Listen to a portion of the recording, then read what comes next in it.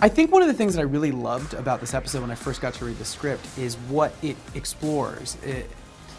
Basically, I come in gaga mode, fully over the top, avant-garde, basically a performance artist, and Kurt kind of is opposed to it. He's trying to create something that's more commercial and a little bit more kids next door and easy to digest. And it's really interesting because it kind of talks about two different types of artists that have those two different types of appeals. And what I love about the episode is by the end you kind of get to this sense that there's room for everybody. And I think Kurt comes to that conclusion as well. I think people's heads are going to explode with this because they see both you, who's like a huge icon, and then Demi Lovato right side by side in this episode. Yeah. What was it like? She's awesome. You know, I definitely was a fan of her music before getting to meet her. And again, like the other cast members, I met her in passing a couple times. But now getting to spend time with her on set and sit down and get to know her, she's so cool. She's a cool girl. She's got a little spunky attitude, and she's super talented. So talented. Her voice is incredible. It's cool to see her on a guitar next to you. And she's actually playing. That first day on set, we were in the trailer getting ready, and I had heard she was going to be in the band in the scenes that I was in. And I figured she would be like, you know, air guitar.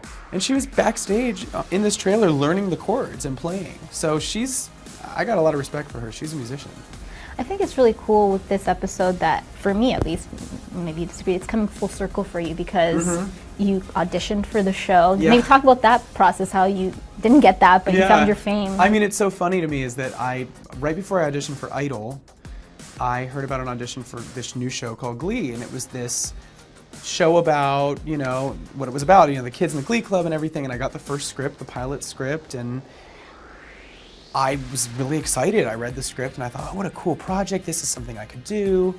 And I went in there and I read for a part and it wasn't quite right. He's like, I really love your voice, but you seem older. You don't seem like a high school kid, and I was 27 at the time. So I didn't get it. And here I am on set, 5 years later, you know, being on Glee, which is just so crazy. Not many people could say they've been on Glee and American Idol. You've done both. That's pretty fantastic. Like, how do you see your life just kind of? You know, it's really interesting because I'm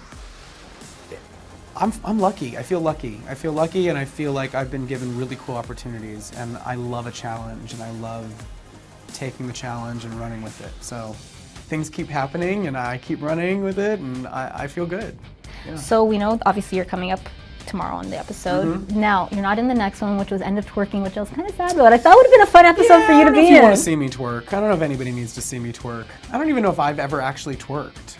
I don't think my body can do that. Why don't you give it a try? Oh, I'm twerking right now. It's a silent twerk. I love Miley. She's the only one that can, like, really twerk it out. I love Miley. I love her so much. She's awesome. You guys are good friends, right? Well, I wouldn't say, like, good friends, but I've gotten to know her recently socially, and she's actually incredibly down to earth and really sweet. You know, I've met a couple other celebrities in this town that are definitely not as nice as Miley. So it's nice to see somebody at the top of their game who is still personable and friendly and human and approachable. I think people are way too hard on that girl.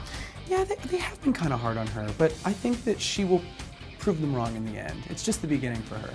Yeah, like you said, you know, everybody they give them that hard time, and you've even had it too yourself. You know, people coming hard. Yeah, it makes you a stronger artist. I think. It makes you stronger, and I think that people identify with that. You know, I think people identify with artists that are polarizing.